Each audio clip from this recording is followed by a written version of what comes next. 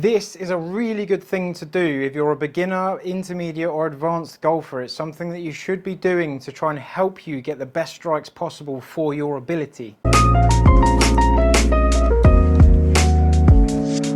Now what I'm talking about is when you're practicing, when you're hitting shots on a mat, on the driving range, or even on the golf course on the turf, what noises are you making with your practice swings? I would really encourage your practice swings to be very much like the shot you're trying to hit. So if I'm trying to hit a target here, I don't want to do a practice swing that's just got no purpose. It doesn't really do anything. If I sort of swing it to get nice and smooth, and then I get to the ball and I require something more vigorous through the ball, I haven't got the chance to get any feedback from my practice swings to give myself the best tools to hit the best shot on the day. Now what I'm talking about here is when you're doing a practice swing, what noise does your club make on the turf? We do not want this, where there's no noise whatsoever. We do not want this, where it's a big drop kick on the floor. We want something that's got a bit more of a swish.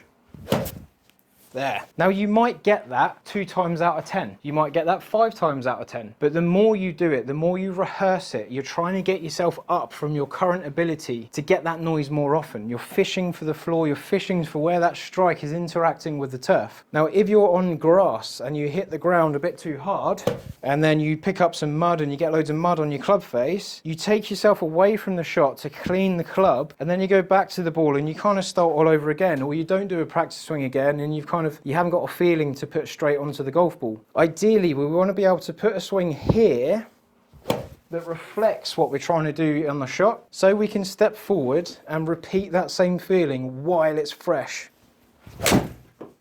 The more practice swings you can do, if you stand here and make practice swings like this and that sounds lovely, that's not how we're hitting the shot, so that doesn't have as much value. When we're actually hitting the shot, we get all the way through the ball. What noise do I make when I make that swing? So I step to the ball, I make a practice swing as though I'm hitting the shot.